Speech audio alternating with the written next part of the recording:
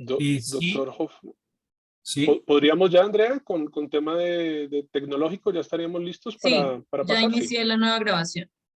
Bueno, buenas entonces, noches. doctor Juan Manuel. Buenas noches a todos. En el día de hoy tenemos la conferencia a cargo del doctor Eduardo Hoffman para los afiliados y demás público de la Asociación Colombiana de Derecho de Seguros en relación con la renta vitalicia inmobiliaria, que está regulada por el decreto 1398 de 2020 y la circular externa 036 de 2020.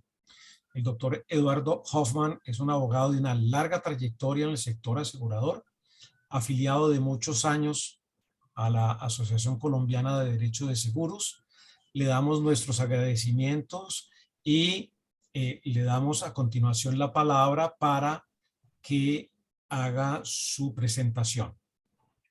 Muchas gracias, doctor Juan Manuel, señores de la Junta Directiva, señores asociados, todos los presentes. Primero, aclarar, doctor Juan Manuel, es pertinente que usted me invitó a una tertulia y me anuncia como conferencia. La verdad es que ante las circunstancias, Sorpresa, el doctor Hoffman. tiempo posterior a la asamblea, creo que lo que procede es una presentación rápida del tema para tener la oportunidad de atender eventuales inquietudes o preguntas de los asistentes. En ese ambiente de tertulia, doctor Juan Manuel, entonces damos inicio indicando que esta figura de la renta vitalicia inmobiliaria efectivamente es una innovación en el mercado asegurador colombiano. Realmente la renta vitalicia inmobiliaria es una derivación de lo que en otros mercados se conoce como la hipoteca inversa.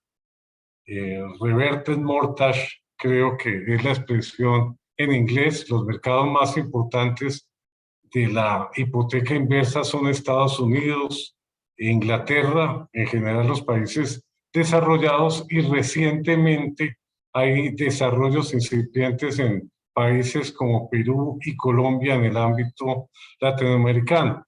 El primer aspecto que motivó la creación de la renta vitalicia inmobiliaria en Colombia realmente fue una manifestación de política del gobierno nacional, presidida o con la iniciativa del ministro de Vivienda, el doctor Jonathan Malagón, que desde el inicio de este gobierno consideró que un aspecto importante para desarrollar en Colombia era la renta vitalicia inmobiliaria.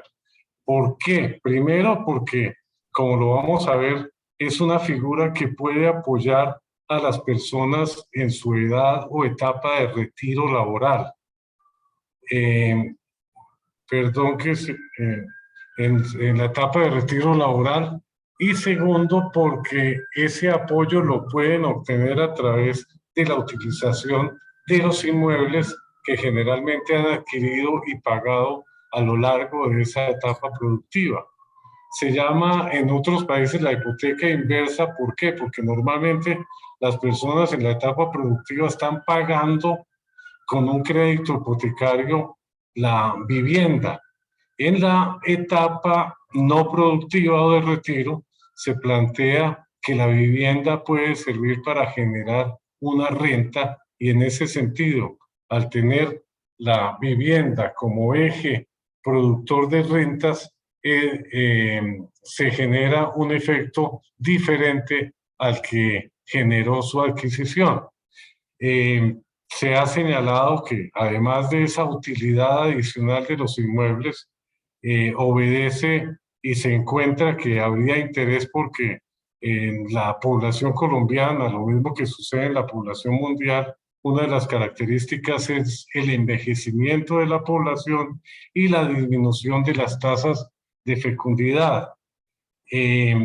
Además, en nuestro medio tenemos una realidad agobiante, es que en la población en edad de retiro, menos de una tercera parte de la población tiene planes pensionales consolidados. Y aún más, dentro de quienes tienen un plan de retiro en nuestro medio, el 70% o una proporción similar tiene pensiones inferiores a 2 salarios mínimos.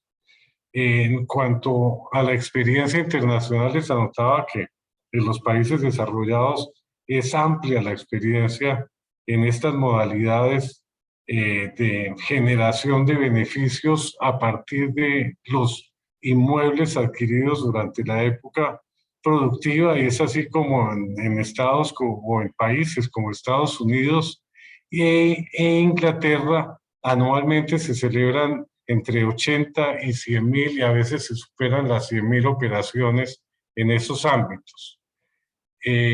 La mayoría de los países europeos tienen un mercado extendido, no tan amplio como el de los líderes, pero es bastante importante.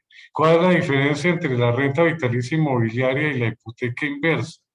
Como lo indica la denominación, la renta vitalicia es la constitución del derecho a percibir rentabilidad o rentas periódicas, en nuestro caso definidas con periodicidad mensual, a partir de un contrato de seguro cuya prima se paga con la entrega de la nuda propiedad de un inmueble, generalmente el inmueble que ha servido de vivienda a la familia.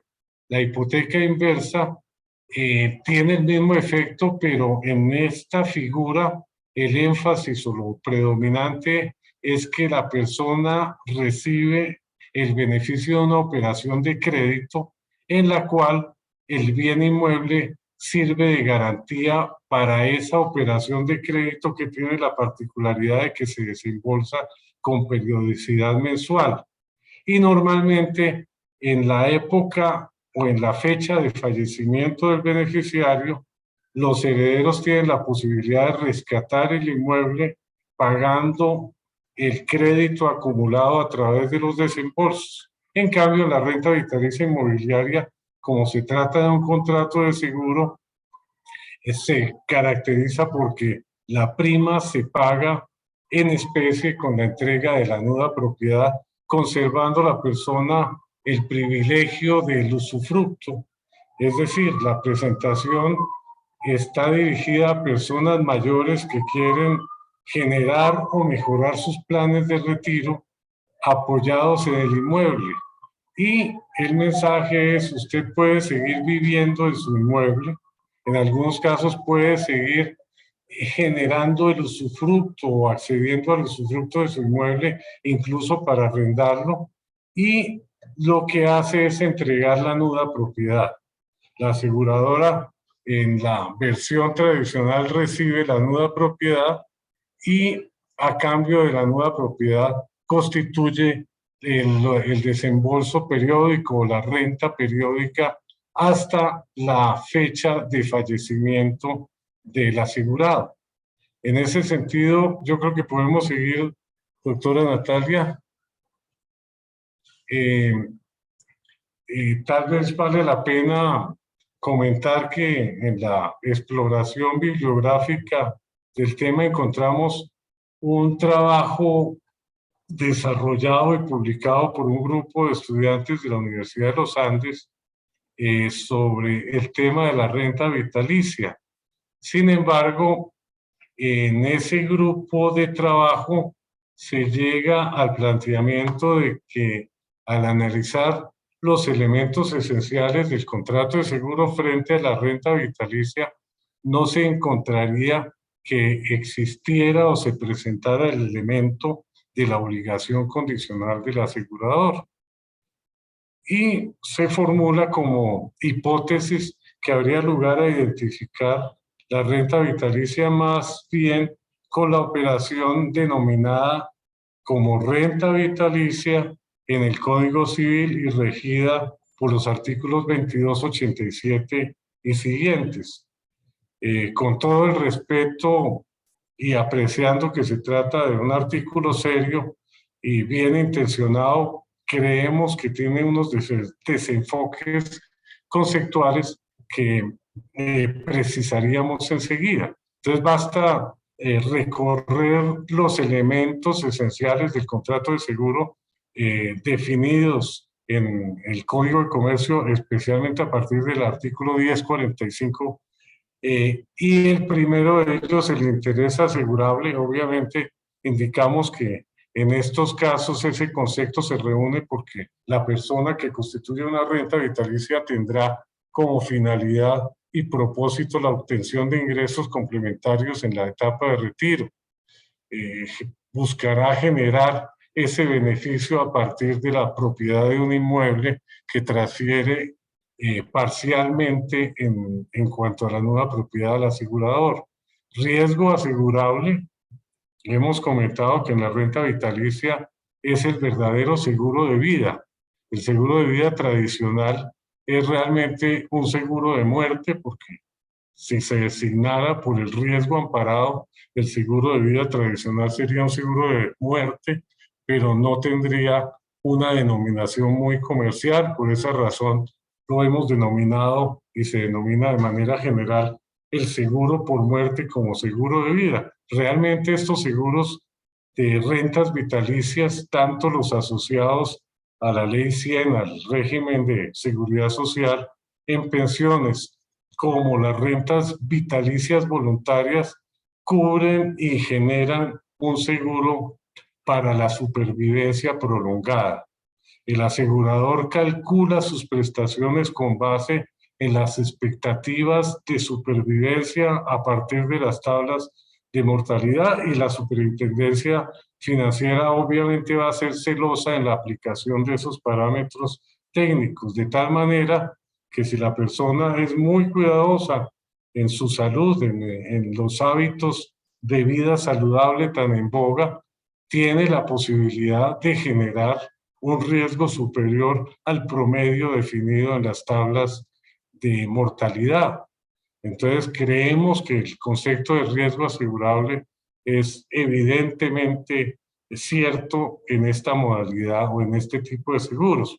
Prima o precio del seguro, evidentemente, en la renta vitalicia inmobiliaria, como lo hemos señalado, se configura la prima con la transferencia de la nueva propiedad del bien inmueble, y el elemento que considera este artículo de los estudiantes como obligación, como que no se presentaría referido a la obligación condicional del asegurador, creo que es evidente que el pago de la renta periódica vitalicia es la obligación del asegurador.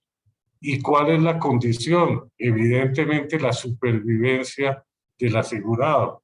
Luego creo que ahí se configuró una falta de percepción objetiva y conceptual adecuada de ese elemento esencial del contrato de seguro. Podemos seguir, Natalia. Tal vez agregaríamos que en cuanto a la configuración de la renta vitalicia regida por el Código Civil, enfrentaríamos un riesgo similar al que ha enfrentado el sector con la tesis de que la fianza está regida en el Código Civil y que por lo tanto puede ser ejercida por particulares que no están obviamente sometidos a la vigilancia y control de las autoridades estatales. En este sentido, si consideramos que en la constitución de una renta vitalicia se configuran los elementos esenciales del contrato de seguro, así como en la discusión que enfrentamos y que desafortunadamente no se resolvió en la Corte Constitucional sobre los planes exequiales, no se resolvió de manera sincronizada con los parámetros constitucionales y legales. Creemos que si se reúnen los elementos esenciales, el parámetro constitucional es el del artículo 335 de la Constitución Política, que en armonía con otras disposiciones señala que el ejercicio de la actividad aseguradora, así como la financiera y la bursátil, requiere de la autorización previa del Estado. Creemos que en el contexto constitucional y legal contemporáneo no tiene justificación que los particulares puedan ejercer la actividad financiera mediante el recaudo de dineros del público, ni tampoco la actividad aseguradora, que como sabemos en el fondo también comprende el recaudo de dineros del público la necesidad de constituir reservas técnicas para reconocer y garantizar las obligaciones del asegurador, todo lo cual está muy alejado de la práctica que posiblemente estarían dispuestos a ejercer los particulares cuando se les autoriza este tipo de actividades. Ejemplo elocuente, lo que sucede en los planes exequiales, lo que sucede en las cauciones, y esperemos que no se traslade al ejercicio de las rentas vitalicias, ni siquiera en la modalidad de la renta vitalicia inmobiliaria. Esa creo que son apreciaciones pertinentes frente a los conceptos del artículo que más adelante señalaremos, pero obviamente esto hace parte del análisis y del debate. La normatividad que regula la figura, como lo anunciaba el doctor Juan Manuel, es básicamente el decreto 1398 del 2020, en el cual el gobierno, en ejercicio de su capacidad de intervención en la actividad financiera de aseguradora, genera la regulación de esta nueva modalidad de seguro de vida o seguro de personas, denominándolo renta vitalicia inmobiliaria, en lo que corresponde a la Superintendencia Financiera de Colombia como ente regulador de segundo nivel, de reglamentación de segundo nivel. Expidió la circular externa 036 del mes de diciembre de ese año de 2020, donde se establecen todos los parámetros que deben seguir los aseguradores en aspectos técnicos y jurídicos para el ejercicio de esta figura. La superintendencia también expidió el concepto que se referencia, aclarando ante la inquietud de algún ciudadano los aspectos esenciales de esta figura de la renta vitalicia inmobiliaria, e igualmente por solicitud del Ministerio de Vivienda, la DIAN, la Dirección de Impuestos y Aduanas Nacionales, expidió un concepto que también referenciamos y que para los interesados merece la pena su estudio. Yo creo que podemos continuar, Natalia. Bueno, en cuanto a las generalidades del decreto, el decreto es más o menos detallado en los diferentes aspectos. Vamos a señalar primero que es un decreto de intervención, se incorpora y por lo tanto modifica el decreto único que denominamos desacertadamente reglamentario del sector financiero, porque es un estatuto que compendia normas tanto reglamentarias en el sentido clásico como de intervención económica, que como sabemos tienen la connotación y el alcance de ley. En este caso, a nuestro juicio, por tratarse de una norma de intervención, es una norma con el alcance material de ley. En cuanto a los tipos de rentas vitalicias inmobiliarias, se consagran dos tipos de rentas vitalicias inmobiliarias. La inmediata, es decir, que se constituye la renta, el derecho a percibir la renta de manera indefinida hasta el fallecimiento de los asegurados o beneficiarios, desde el primer momento en que rige el contrato de seguro. La diferida, que realmente la norma denomina renta vitalicia inmobiliaria, renta temporal cierta con renta vitalicia inmobiliaria diferida, corresponde a un contrato de seguro con el cual se garantiza un pago periódico mensual hasta el fallecimiento del tomador o sus beneficiarios, durante un periodo de diferimiento cierto. Es decir, la norma permitiría que se pacte que la renta se va a producir durante un periodo establecido en el contrato, por ejemplo, 2 o 4 o 5 años, de tal manera que si la persona, el asegurado, fallece antes de que concluya ese periodo de diferimiento cierto, se otorgaría el valor correspondiente y haría parte de la masa sucesoral. En Colombia, como hemos mencionado, únicamente existe una compañía que no es la previsora de vida actualmente, su denominación, doctor Juan Manuel, sino Positiva, que es la denominación actual de esa compañía, quien obtuvo la autorización de la entidad de control. y nos proponemos ejercer en primer lugar la renta vitalicia de efecto de carácter inmediato. En las entidades aseguradoras, de manera general por la norma, serían las compañías de seguros de vida con la condición de que tengan aprobado el ramo de rentas voluntarias.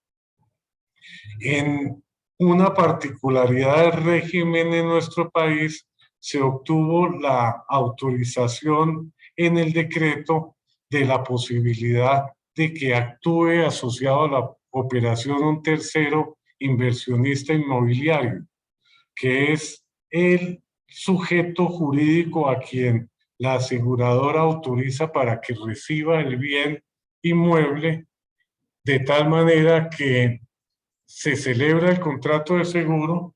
Posteriormente, por autorización de la aseguradora, el inversionista inmobiliario recibe la nuda propiedad y, como reconocimiento del recibo de la nueva propiedad, transfiere el valor correspondiente al valor comercial del inmueble, deduciendo mediante cálculo financiero actuarial el valor del usufructo, se lo transfiere a la aseguradora. De esa manera la aseguradora recibe una prima en dinero líquido, lo cual le facilita su gestión. En nuestro caso, al Gobierno Nacional, al sustentarle esta modalidad, indicamos que las aseguradoras, solo algunas de ellas están asociadas a entidades inmobiliarias o de gestión inmobiliaria, y que sería muy interesante si esas entidades fueran habilitadas para asociarse a la figura, y se obtuvo esa modalidad de intervención de un tercero inversionista inmobiliario. Se realiza, de acuerdo con los parámetros normativos, un avalúo comercial inicial. Se garantiza la posibilidad de que lo presente el tomador o el interesado. La compañía, si no está de acuerdo con ese avalúo, puede designar un segundo evaluador, y se provoca una posibilidad de discusión hasta establecer un avalúo comercial que sea aprobado por el asegurador, con intervención de evaluadores que por la disposición deben ser totalmente independientes, y la única condición es que que correspondan a la Asociación de Evaluadores Profesionales, que tienen un registro público abierto. En cuarto lugar, el cálculo de la renta. El aspecto sustancial de esta figura depende de factores como la edad, la fecha de inicio del pago de la renta y el valor del bien inmueble. A mayor edad, menor vida probable y seguramente, o con toda seguridad, mayor valor de los cánones periódicos a pagar con la renta vitalicia. El valor del inmueble obviamente configura el valor de la prima que va a recibir el asegurador, y por lo tanto a mayor prima, mayor prestación correspondiente. La renta por disposición se actualiza anualmente conforme al índice de precios del consumidor. Se consagra que esta figura debe otorgar una opción de retracto que curiosamente o como una particularidad del régimen, no es detallado la regulación de la opción de retracto en el decreto, pero sí lo hace la circular 036 de la Superintendencia Financiera, determinando entre otros aspectos que esa opción de retracto debe conservarse o debe tener vigencia durante los 6 meses posteriores a la celebración del contrato o durante un periodo posterior. Se advierte que si se hace uso de la opción de retracto, obviamente se deberán de devolver los pagos de rentas y todos los gastos que ha asumido la aseguradora con los parámetros financieros correspondientes. Se regula igualmente la distribución de los gastos y costos. Al tomador, es decir, el interesado, le corresponde, como continúa utilizando el inmueble, le corresponde continuar pagando los servicios públicos, le corresponde asumir la retención en la fuente de la operación de transferencia de la nueva propiedad y la administración en los eventos en los cuales el inmueble pertenezca a un régimen de copropiedad. El propietario del bien inmueble, es decir, la aseguradora o el inversionista tercero, a partir de la celebración del contrato de seguro, le corresponderá asumir las cuotas extraordinarias de administración y los gastos de notariado y registro y los impuestos que genere el inmueble, generando esto una particularidad frente al régimen del Código Civil, porque el régimen del Código Civil asigna al usufructuario el pago de los impuestos que genere el inmueble. Continuemos, por favor.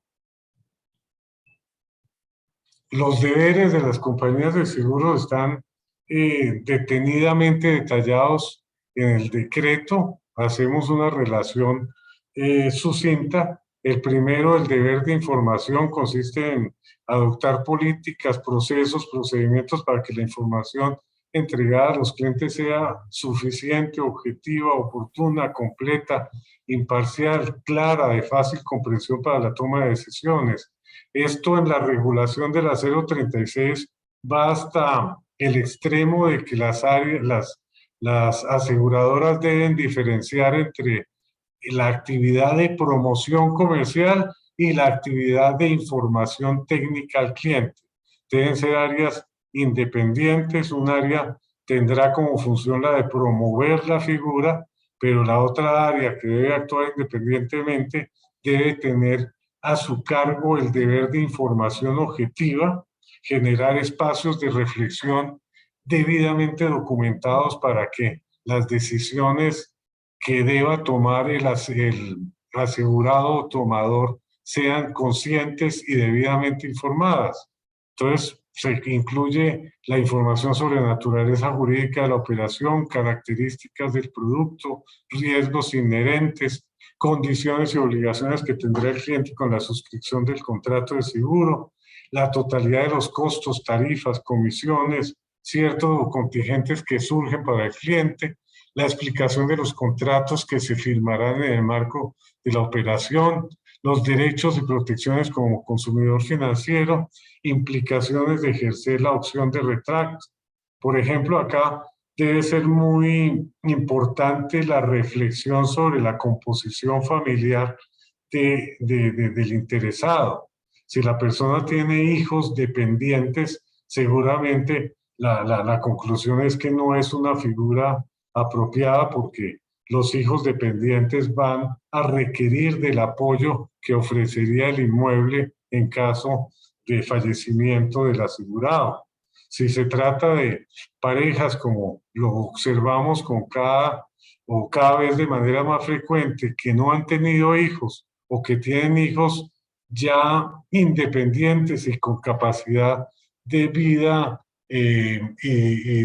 totalmente autónoma, seguramente se aproximan a las posibilidades conceptuales de ejercicio de esta operación. Igualmente hay un deber de documentación oportuna, adecuada. El cliente debe estar debidamente informado y todo debe documentarse. Se debe buscar el mejor resultado de la operación. Por ejemplo, haciendo ver que a mayor número de beneficiarios, menor valor de la renta.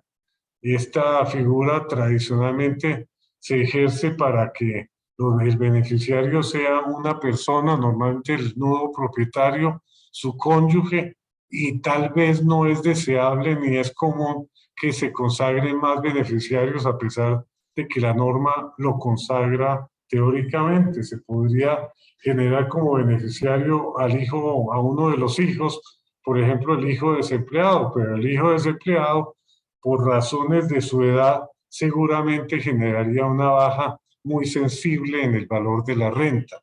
El deber de asesoría, como lo hemos visto, debe ser integral. Continuemos, Natalia.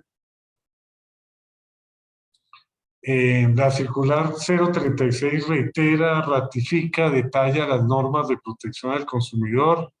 se regulan todos los parámetros del avalúo y se establece que si es la aseguradora quien asume la nueva propiedad, debe actualizar cada 3 años el avalúo. Esto no se hace, como lo sugiere el estudio de la Universidad de los Andes, para satisfacer el interés del beneficiario, sino para satisfacer el interés público de la verificación de que el inmueble, como respaldo de la reserva técnica o matemática correspondiente, conserva el valor apropiado y para establecer si hay lugar o no a cubrir algún déficit.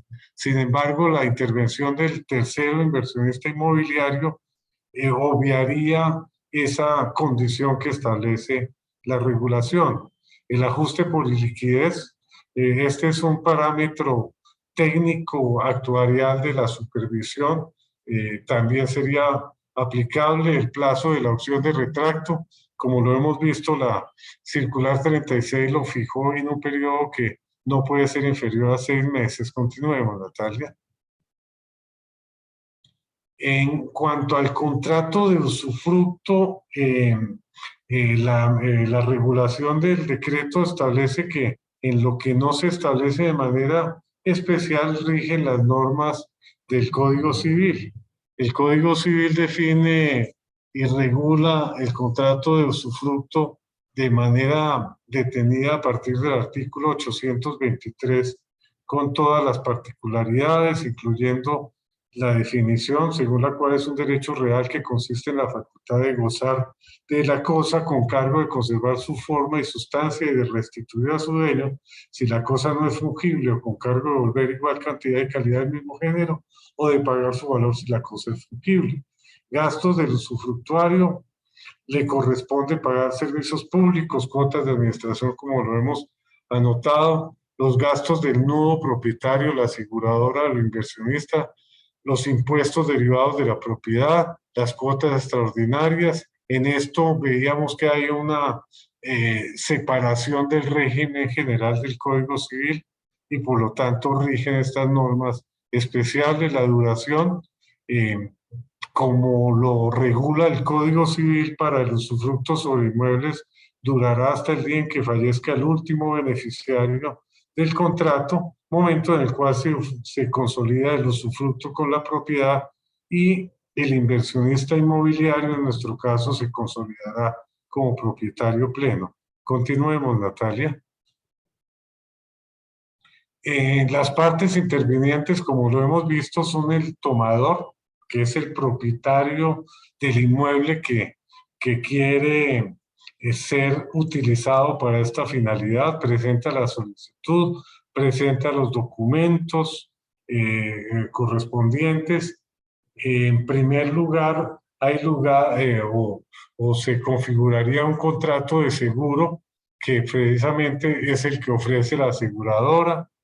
En este caso, como no se recibe el dinero del tomador, hay lugar a una delegación para que el inmueble sea recibido por el inversionista inmobiliario y por lo tanto genera el dinero que recibe la aseguradora. La aseguradora paga la renta periódica, está sujeta a los deberes de información y complementarios que hemos visto. El inversionista adquiere la nueva propiedad, paga a la aseguradora, paga los gastos de notariado de registro, paga los impuestos derivados de la propiedad y otorga y debe respetar el usufructo al asegurado con los parámetros establecidos en el Código Civil. Continuemos, por favor. Las obligaciones tributarias, ustedes saben que el terreno tributario es supremamente especializado. Los detalles de ese tratamiento lo encontrarán en la respuesta, en el concepto rendido por la DIAN con esa referencia, pero básicamente se indica ahí en este pronunciamiento que el rentista tributa según la definición del ingreso, debe reconocer en su patrimonio aún después de haber cedido la nuda propiedad, es lo que establece el régimen tributario a la conservación del usufructo. El régimen tributario tiene una valoración para los inmuebles en los cuales se cede el usufructo y se conserva la nueva propiedad, y acá como el rentista conserva el usufructo, deben aplicarse ese tipo de normas tributarias. De todas maneras se reconoce la reducción de su patrimonio y se reconocen anualmente los pagos que superen el valor del bien transferido como ingresos ordinarios. Para el beneficiario, reconoce los pagos periódicos como ganancia ocasional y se indica, según ese concepto, que en los años que reciba el ingreso debe reconocer la tarifa del 10%, que es la que corresponde a la ganancia ocasional. Es muy particular este régimen tributario, el concepto es muy detenido, razón por la cual, por reconociendo que no tengo la condición de tributarista, seguiríamos más adelante con las advertencias que hemos indicado. ¿Podemos seguir, Natalia? Las obligaciones tributarias se listan o se resumen, como lo indicamos en esta diapositiva. La aseguradora aplica deducción por actividades de asesoría, promoción, venta del producto, siempre y cuando sea considerado como no exento, es decir, es el régimen general para la explotación de los seguros de vida. Reconoce la venta del producto con el dinero recibido del inversionista, es decir, el ingreso bruto de la aseguradora va a ser el dinero que le transfiere el inversionista inmobiliario. No aplica retenfuente a los pagos periódicos del rentista que cubran hasta el valor del bien transferido. Es una parte del concepto. Aplica retenfuente a los pagos periódicos del rentista que superen el valor del inmueble transferido. Cualquier pago realizado a los beneficiarios deduce de la imporrenta las reservas calculadas según el régimen del estatuto tributario, es decir, los aseguradores de manera general tenemos como ingreso bruto las primas y como uno de los primeros egresos reconocidos tributariamente la constitución de las reservas. En este tipo de productos son las reservas matemáticas, que son muy significativas y en ese sentido favorecen la condición tributaria de los aseguradores. Para los inversionistas se reconoce el pago por la adquisición del bien inmueble, se adicionan al costo fiscal los gastos notariales, registro, impuestos, cuotas extraordinarias de administración pagadas durante la vigencia de la renta vitalicia, reconoce el ingreso por la liquidación del bien inmueble y la DIAN indica que en su declaración de renta debe incluir los pagos periódicos, veíamos que como ganancia ocasional. Sin embargo, en alguna parte aclara que esa ganancia ocasional se configuraría cuando los pagos periódicos sumados exceden el valor estimado del inmueble. Esto es como para detallarlo más con los tributaristas, pero les anunciamos esa precisión de los aspectos tributarios por la autoridad que regula el tema. Continuemos, Natalia. Hasta acá hemos avanzado, doctor Díaz Granados y señores participantes. Creo que tenemos un espacio de tiempo razonable para atender inquietudes. Es lo que es usual en nuestras tertulias. Entonces, con mucho gusto, en lo que esté a mi alcance o al alcance de mis colaboradoras, además de Natalia Leal, está la doctora Fernanda García, abogada muy versada en derecho inmobiliario y que está dedicada en positivo a este producto de la renta vitalicia inmobiliaria. Cualquier inquietud jurídica o como potenciales clientes también serían bienvenidas, doctor Juan Manuel. ¿Comerciales también? Doctor Hoffman, unos comentarios y una pregunta. Sí, señor. El contrato de renta vitalicia no está en el Código de Comercio como un seguro de renta vitalicia, no existe.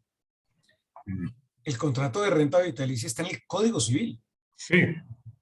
De hecho, en Francia es usual que haya entre los particulares celebración de contratos de renta vitalicia. Lo que acontece es que dada la poca posibilidad de adquirir viviendas, por ejemplo en Francia, es usual que parejas jóvenes le compren, entre comillas, la vivienda a una persona de edad a cambio de una promesa de pago de una renta vitalicia. Son esquemas individuales que operan en ese mercado. Aquí el Estado colombiano tomó la decisión de que las rentas vitalicias inmobiliarias no queden sujetas a pactos individuales, sino que tengan como soporte un esquema de respaldo de seguros, lo cual pues es importante porque eso es una garantía para las personas de que en efecto van a entregar la titularidad del derecho de dominio sobre el inmueble a cambio de la promesa de un pago de manera vitalicia hasta el fallecimiento del dueño del inmueble. Y me parece muy acertada la decisión del gobierno de que esto lo hayan marcado dentro del esquema de seguros, porque como usted muy bien lo dijo, el contrato de renta vitalicia es un contrato típico. Por lo tanto, cualquier empresa con 2 pesos de capital hubiera perfectamente podido entrar al mercado a hacer rentas vitalicias. Y si nos atenemos a la línea argumentativa de lo que la Superintendencia Financiera considera como actividad aseguradora, pues uno diría, pues no es actividad aseguradora. Porque básicamente, y hay una sentencia de la Corte Constitucional muy interesante, pero muy pobre también, que dice que la actividad aseguradora está prevista en la Constitución, pero no está desarrollada la noción de actividad aseguradora en la Constitución, razón por la cual esto hace parte del espectro de la libertad normativa del legislador. El legislador es el que debe decir qué es actividad aseguradora y qué no es actividad aseguradora. Y la sentencia en comento de la Corte señala que puede haber varios criterios. Y básicamente son 3. El primer criterio es un criterio formal de contrato.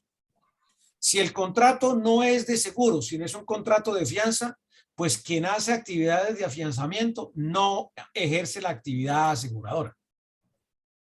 Que ese fue el criterio que utilizó la superintendencia para darle vía libre a las afianzadoras. Afianzadoras que pueden tener un peso de capital y que hacen una actividad masiva de garantizar obligaciones de terceros utilizando contratos de fianza en franca competencia con el seguro de cumplimiento de arrendamientos. Esa es una realidad. Y ese es el primer criterio, criterio del contrato. Segundo criterio, el criterio formal de la empresa. Si la empresa es una aseguradora que tiene además objeto social restringido, todos los contratos que haga con sus clientes son contratos de seguro. Dado que una afianzadora no es una compañía de seguros, pues se concluye que sus contratos pues no son de seguro. Ese es un criterio también igualmente pobre.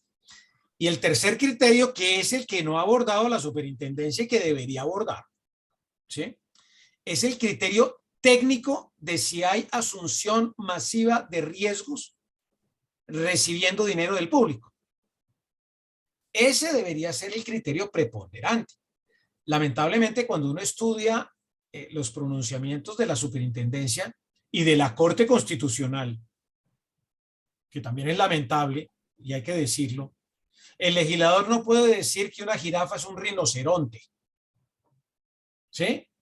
Acuérdense de un episodio de las pirámides de captación ilegal.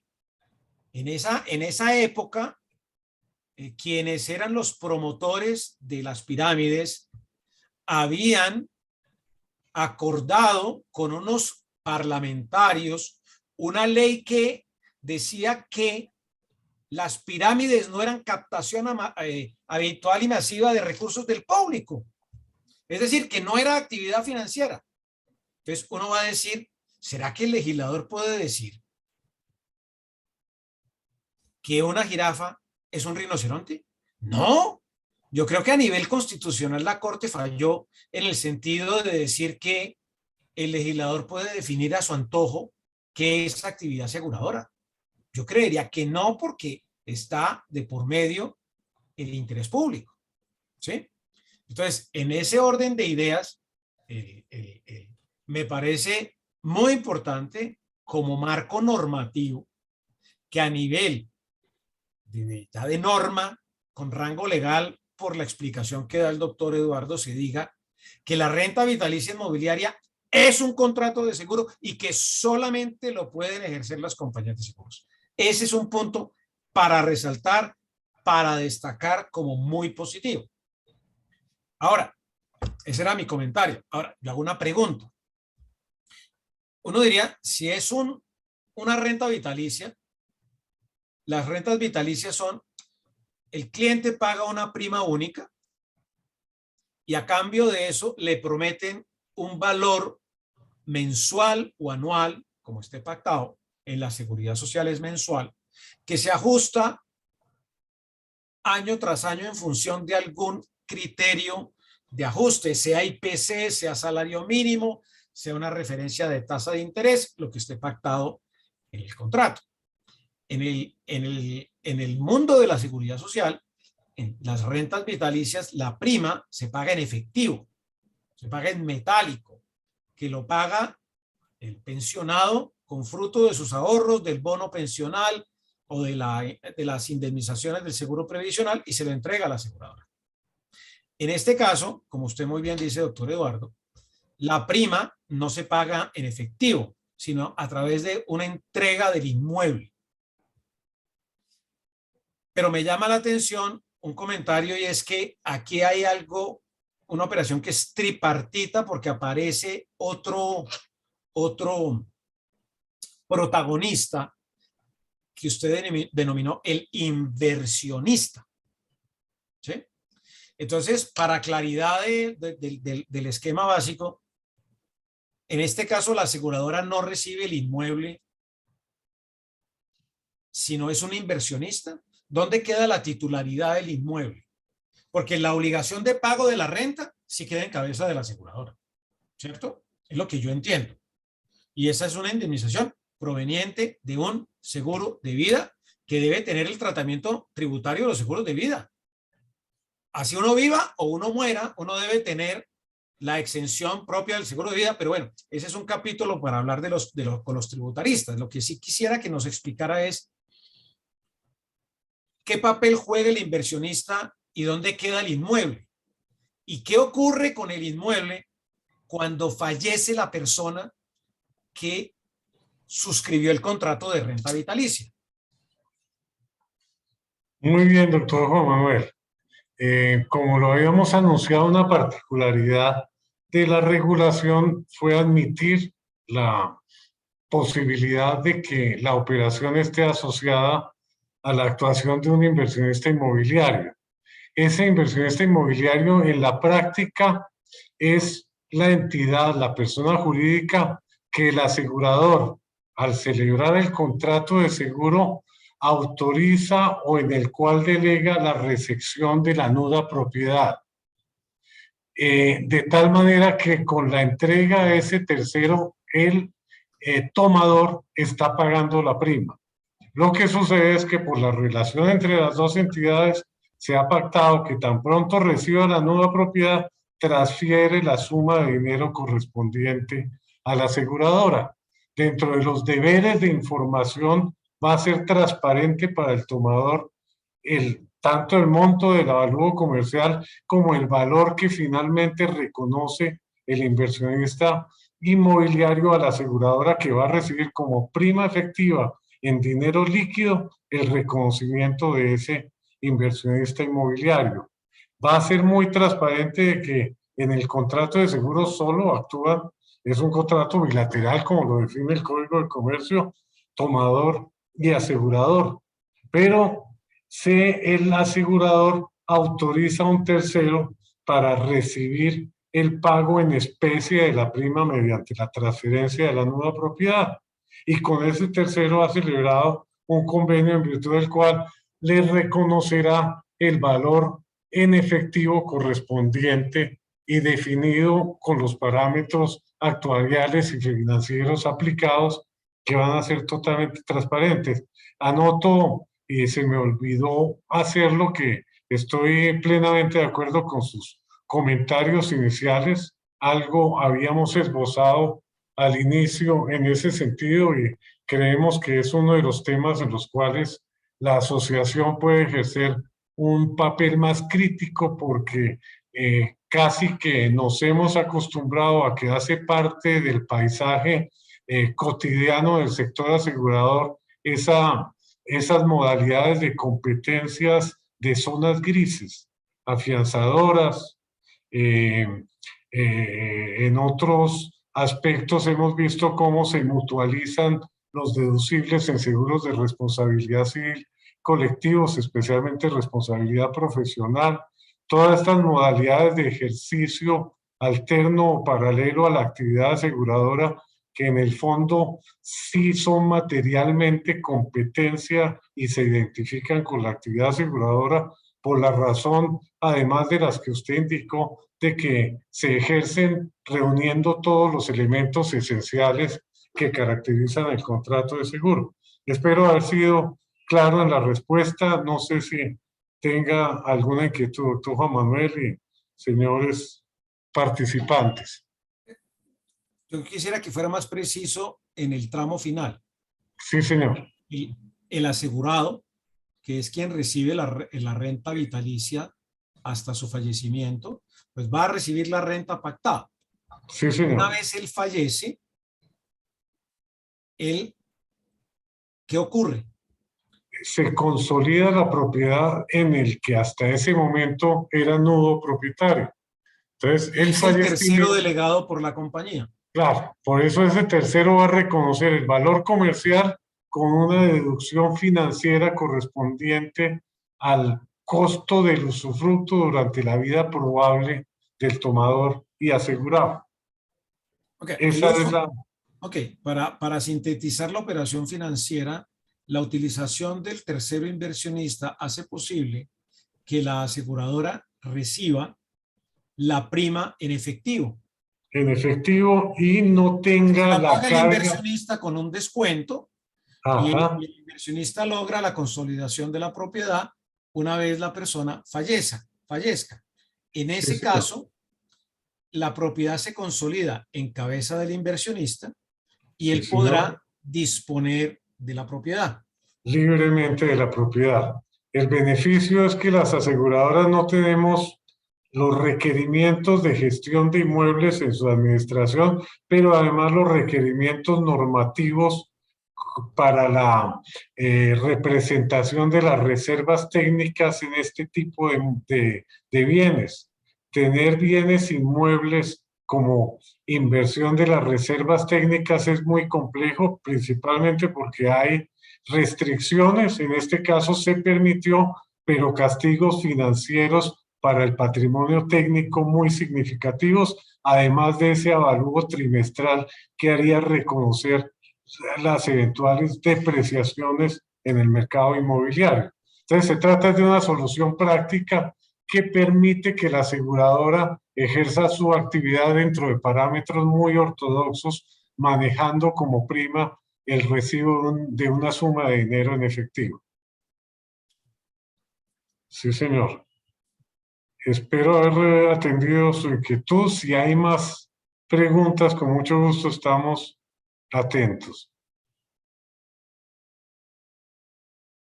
Si no hay más preguntas, yo sí tengo preguntas, aunque, perdón, hay una pregunta de Luz Helen Pret. Luz Helen, ¿cómo estás? Doctora Luz Helen. Gracias.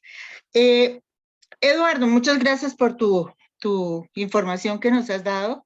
En mi concepto ha sido muy completa.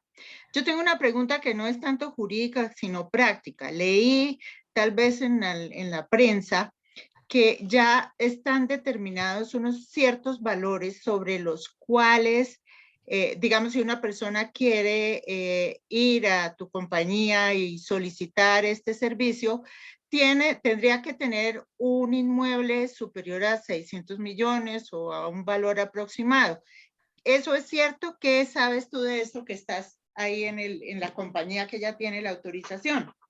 Doctora Lugel, un placer reencontrarla, saludarla en este ambiente tan querido y aprovechado por todos. Lo mismo digo. Realmente la respuesta es que, como todas las compañías de seguros, pero especialmente acá, cuando estamos asociados a un inversionista inmobiliario, se han determinado algunos parámetros de segmentos de mercado en los cuales se busca explotar la figura o ejercer el seguro de renta vitalicia inmobiliaria. Efectivamente, se han adoptado parámetros, por ejemplo, que sean inmuebles ubicados en ciudades capitales, cuyos valores sean entre 400 y 800 millones de pesos, pero son parámetros indicativos de orientaciones en el mercado porque se considera que son los segmentos donde mayor volumen de solicitudes podría haber y además que se generaría mayor beneficio social, porque si esta compañía, por ejemplo, se dedicara a ejercer la actividad con inmuebles de 2.000 o 3.000 millones de pesos, los recursos disponibles determinarían muy pocas operaciones, pero además con incidencia técnica, porque todos sabemos que la suerte de los aseguradores depende de reunir una ley que no está en el Estatuto Orgánico del Sistema Financiero, pero que sí es inexorable, y es la ley de los grandes números. Solamente con la realización de muchas operaciones, la realidad puede aproximarse a la probabilidad matemática. Entonces, para buscar ese parámetro de aproximarnos a la ley de los grandes números, también se busca ejercer esta actividad en un mercado que nos permita un volumen amplio de operaciones y igualmente extender el beneficio de la figura a un mayor volumen de población. Esa sería la respuesta, doctora Lugelen, pero obviamente no son parámetros forzosos, son solamente orientaciones de mercado. Sí, mi pregunta obedecía precisamente a los beneficios sociales. Yo quedé un poco sorprendida porque pues entendía que esto es algo que le va a ayudar a muchas personas que por alguna razón no han llegado a tener su pensión y que de pronto no tienen apartamentos o casas o inmuebles en general, digamos, de esos valores. Por lo que tú me dices, yo entiendo que si una persona que tiene un apartamento de, no sé, 350 millones de pesos, que está por debajo de los 400, quiere, digamos, disfrutar de este servicio que se les está presentando, pues puede ir a la compañía de ustedes y bueno, mirar, de pronto se puede o pronto no se puede. ¿Estoy en lo cierto? Doctora, lo que sucede es que tal vez vale la pena mencionar que en los estudios de mercado se encontró que en la sociología, en los estratos populares, en los que hemos definido tradicionalmente 2, 3 y similares, se encuentra primero que son familias más extendidas. En segundo lugar, que al ser familias más extendidas hay parámetros de mayor solidaridad con los mayores. Tercero, que en esas circunstancias hay muy poca propensión a este tipo de figuras. Hay una altísima valoración de los inmuebles como elemento disponible para la herencia en favor de los hijos. Es un parámetro cultural que a la vez depende de esas situaciones sociales que implican familias más numerosas y con mayores niveles de solidaridad y de acompañamiento. Es en los estratos altos donde vemos parejas solas que no han tenido hijos o que los tienen independientes, que viven en inmuebles que tradicionalmente han podido costear con ingresos altos, pero que en época de retiro configuran muchas veces lo que denominamos pobreza oculta. Parejas que viven en inmuebles costosos, pero que tienen una capacidad adquisitiva ínfimamente reducida, es decir, muy reducida, y generan cuadros de pobreza oculta conservan los inmuebles por dignidad familiar, etcétera, y se ha encontrado que es en esos segmentos de estratos medios y altos donde habría una mayor propensión a que la renta vitalicia inmobiliaria sea solución para ese tipo de situaciones. Esa sería la orientación de la respuesta, doctora Lugel. Bueno, gracias. María Cristina, ¿tienes una pregunta? Al ser clasificado esta modalidad como un seguro, ¿cómo funciona todo el régimen de reticencia, inexactitud, modificación de escalado del riesgo, violación de cláusulas de garantía, etcétera, que están contempladas en el código como propias de los contratos de seguro? Recordemos que primero es una modalidad de seguro de vida, entonces se atenúa mucho ese régimen en cuanto a las condiciones subjetivas personales. Algún amigo me decía, si ustedes hicieran exámenes médicos para esta figura, con seguridad que me van a dar una renta mayor porque yo no me he cuidado. Entonces la respuesta fue, tranquilo que no vamos a hacer exámenes médicos, y el parámetro indiscutible y necesario e impuesto por la regulación casi que universalmente no es el examen médico, sino la tabla de mortalidad. Luego, nuestro mayor riesgo son las personas muy cuidadas. En ese sentido, ese régimen de reticencias e inexactitudes subjetivas tendrá poca incidencia. De pronto, teóricamente, si el inmueble está localizado encima de un depósito de explosivos y no se reveló esa circunstancia, eventualmente tendría cabida. Pero serían casos muy hipotéticos. La realidad es que sí es aplicable, pero con la moderación que corresponde a la naturaleza de esta figura como seguro de vida. No, y se atenúa mucho porque hay un tercero inversionista que es el que asume el riesgo. Sí, también. Además, se hace inspección, usualmente me imagino que el tercero inversionista hace inspección, es delegado de la aseguradora. Como dice, Claro.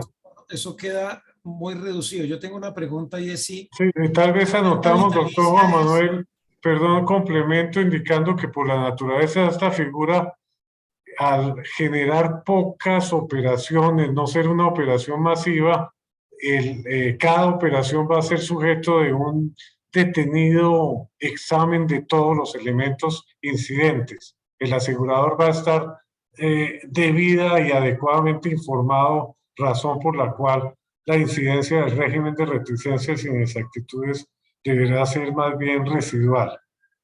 Sí, doctor Juan Manuel. Una pregunta. ¿Las rentas vitalicias en caso de parejas es para los dos, es conjunta? ¿O es solamente individual o existen las dos alternativas? Uno de los dos miembros de la pareja es el propietario formal del inmueble, él podría teóricamente constituir la renta vitalicia de manera egoísta, porque recordemos que aún durante la sociedad conyugal, el doctor Nicolás tiene una sonrisa muy sospechosa, la libre disponibilidad de los inmuebles o de los bienes aún durante la sociedad conyugal es un parámetro indudable. Entonces el cónyuge podría constituir la renta vitalicia solo en su propio provecho. Probablemente existiría discusión, pero teóricamente puede hacerse. La ley permite que se consagre como segundo beneficiario o tercer beneficiario a otros miembros de la familia. Como les decía, normalmente sería el cónyuge. Normalmente el cónyuge es de una edad aproximada a la del tomador, en muchos casos, razón por la cual la figura debería ser funcional para la práctica de personas de edades avanzadas. Ok. Doctor Eduardo, discúlpeme, doctor Juan Manuel, yo meto la cuchara. Hay una pregunta en el Pensé chat. que nos iba a explicar su sonrisa, doctor Nicolás. Era risa nerviosa. Era risa nerviosa. No ser el titular del inmueble, no.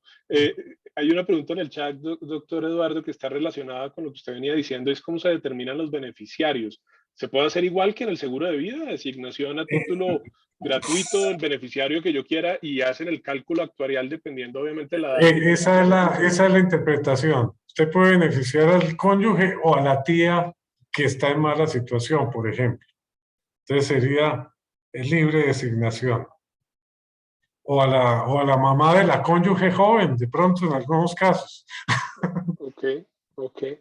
Y doctor Eduardo, ¿tiene un ejemplo como de cómo serían valores? Algo hipotético, un inmueble vale 600 millones, beneficiario tiene 60 años de edad, más o menos, ¿cuánto sería la renta vitalicia? La doctora Fernanda García está más cercana a esas estimaciones, pero a ver, a riesgo de que ella me contradiga, una persona de 70 años con su cónyuge de una edad cercana que aspira a constituir la renta vitalicia en provecho de los dos, con un inmueble de 1.000 millones de pesos, podría pensar en que la renta vitalicia esté cercana a 2 millones de pesos, si son 1.000 millones. Si son 800 millones, proporcionalmente sería de 1.700.000 o algo similar en los casos que hemos visto, pero invitaría a la doctora Fernanda García a que me diga si estas estimaciones son aproximadas. Me dice por chat, Sí, que está en lo seguramente correcto. por timidez, que estamos en lo correcto. Me extraña la timidez, doctora Fernanda, porque usted es oriunda del departamento de Antioquia. Se Buenas supone tardes. que somos los boyacenses los tímidos. Ya, buenas tardes a todos, ¿cómo están? Bien, gracias. Entonces, la estimación es aproximada a lo que hemos indicado. Un inmueble de 800 millones para personas de 70 años, en promedio generaría una renta cercana a 1.800.000. Sin que esto sea una oferta comercial, doctor Nicolás, y No, demás, no, sin compromiso, ¿no? Yo sé. sin compromiso. ¿Sería 1.800.000 por cada uno de los beneficiarios mensuales o Distribuido 1.800.000 de la para manera los dos? en que lo designe el tomador. Ok, El tomador, si son copropietarios, se distribuye en principio en la misma proporción de la copropiedad. Pero Doctor, si y un solo uno de asunto, ellos, sí. ¿Cómo, doctora pe- Fernanda?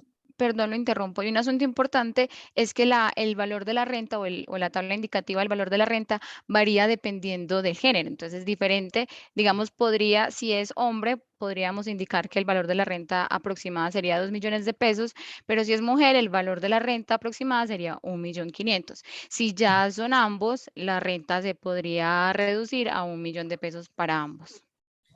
Doctor Nicolás, es que para hacer la ecuación conmutativa de la operación en cuentas de carnicero, que son las que me gustan a mí, ¿qué está recibiendo la persona que contrata la renta?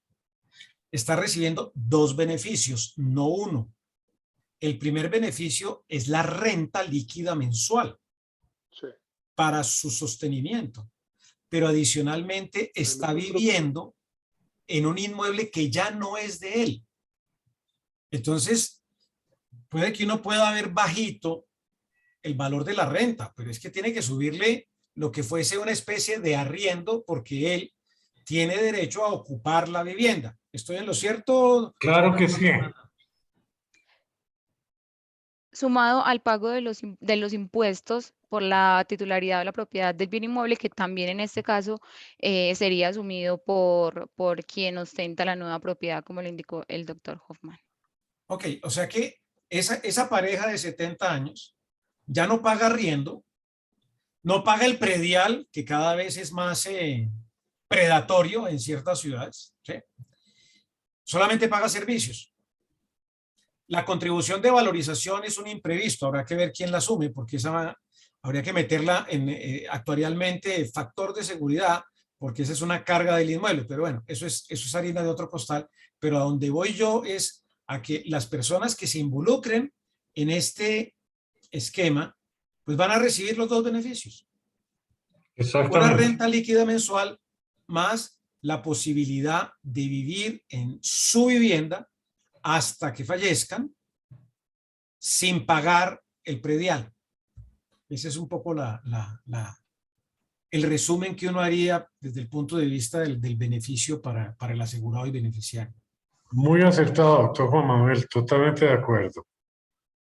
¿Alguien más estaba expresando una inquietud en un chat que no alcancé a leer, doctor Nicolás? Sí, sí, doctor Hoffman. Dice, tengo otra pregunta, ¿cómo se mitiga el riesgo moral frente al tomador que ya no tendría la nuda propiedad en torno al pago de los gastos del inmueble y la destinación del uso del inmueble? Por ejemplo, era residencial y ahora lo volvieron comercial, una tienda o algo así, por lo que estoy entendiendo la pregunta. Obviamente, para controlar ese riesgo existe todas las previsiones contractuales posibles tanto en el contrato de seguro como en el contrato de transferencia de la nueva propiedad. Ahí se van a precisar las cargas y obligaciones de cada una de las partes y un régimen sancionatorio como en cualquier contrato con esta finalidad. Obviamente hay riesgo moral, pero lo gestionamos en lo posible con previsiones contractuales.